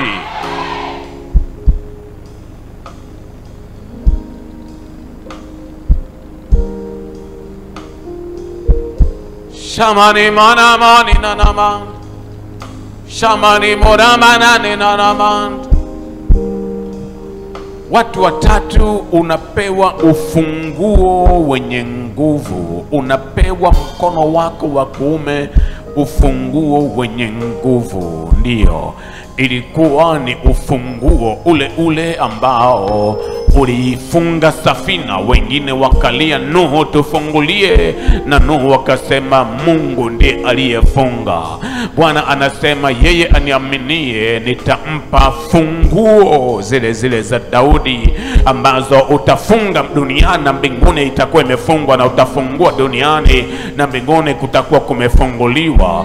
Baba, watu hawa ambao mioyo yao imeinama, wanasikia kuhuzunishwa na mambo kadha wa kadha, wanasikia ya kwamba hawaoni njia, hawaoni mlango, hawaoni majawabu. Funguo hizi unazoachilia mikononi mwao, Bwana, malango yafunguke mbele yao. Ndio, achilia funguo hizi. Watakapofungua pasiwepo atakayefunga. Ndio Bwana, watakapofunga pasiwepo atakayefungua. Nifungua mikononi mwake, apewe katika jina la Yesu Kristo. Ufunguo mikononi mwake, apewe ufunguo mikononi mwake. Afungulie familia ile iwe huru, afungulie maisha ya watu yawe huru. afungulie furaha, afungulie amani, afungulie afya, afungulie kibali, afungulie roho ya akili njema, afungulie mpenyo, afungulie heshima. Bwana, na yale yote anayoyafunga yawe yamefungwa katika jina la Yesu Kristo. Watu hawa watatu pokea ufunguo huu. Ndiyo, ni wewe. Pokea ufunguo huu. Pokea ufunguo huu. Oh yes, yes, yes Lord. Mashano na magadama, shama na manegabata, shama na managagata, shama na managagate tatalaba, shama na managagate tatalaba, shama na magalaba gogagate tatalebo, shama na magalaba kama na magagagate tatalaba. Yale waliodhani anajifanya akikuabudu, anajifanya akikutafuta, mioyo yao inatambua sasa kwamba kweli hukuwa unajifanya, kumbe ulioyatafuta ni mambo halisi, yana mizizi mirefu, na Mungu uliyemtafuta ni Mungu halisi. Ndiyo, amagashetata umfike kwa uweza na mamlaka. Ndiyo, roho ya ushuhuda inakaa ndani yako. Roho ya ushuhuda, roho ya ushuhuda wa Kristo inakaa ndani yake. Baba, nakusihi miguu ya wote wanaokuabudu wewe katika nyua hizi, wakiwa hapa, wakiwa hawako hapa jioni hii, wakiwa nyuani humu na wale walio mbali, miguu hii iongozwe katika njia zile za uzima wa milele. Maana ndivyo ulivyonena, hatua za mwenye haki huongozwa na Bwana. Bwana, miguu hii haitakanyaga mtego wa mwindaji katika Desemba hii. Miguu hii haitatumbukia katika shimo walilochimba katika Desemba hii. Miguu hii haitambeba na kumpeleka mahala pakiti chochote cha mauti. Miguu hii haitatembelewa na miguu inayobeba mabaya. Miguu, pokea kuongozwa na Bwana. Uongozwe na Bwana. Uongozwe na Bwana katika njia za uzima wa milele. Uongozwe na Bwana.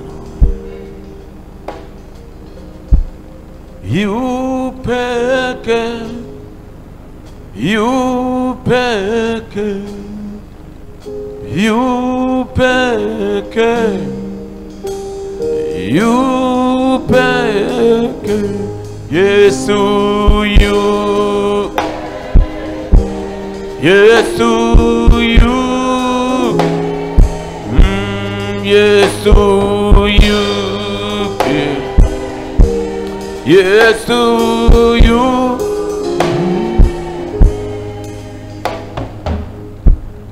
Gusa maisha ya kila mmoja Bwana aliyekuja madhabahuni pako na kuletwa madhabahuni pako kwa njia hii. Kila namna ya document inayobeba sauti ya namna zote, picha zao, maji, kila namna ya nyenzo zinazobeba uweza wa uwepo wako, zile zinazokuja ili kukuruhusu uingilie kati maisha ya watu, na zile zinazokuja ili kuleta mashitaka kwako wewe kama rufani ya mwisho. Ujibuye kwa moto, jibu hima kwa moto. Rejesha haki zao hima, wapatie upatanisho hima. Teta na wale wanaoteta nao hima. rejesha roho ya akili njema ndani yao hima, na nena vitu hivi viwekwe wakfu madhabahuni pako, na viende vikiwa kama silaha kutoka katika mkono wa Mungu mwenye enzi, ambao hautapoteza shabaha yake. Majawabu ya ishara, ajabu na matendo ya kimiujiza yakambatane navyo. Baba, sifa, shukrani na utukufu vikujilie wewe, navyo vikulaki daima malangoni pako kwa kila jambo ulitendalo, katika jina la Yesu Kristo, amen. Amen. Shika sadaka yako mkononi mwako.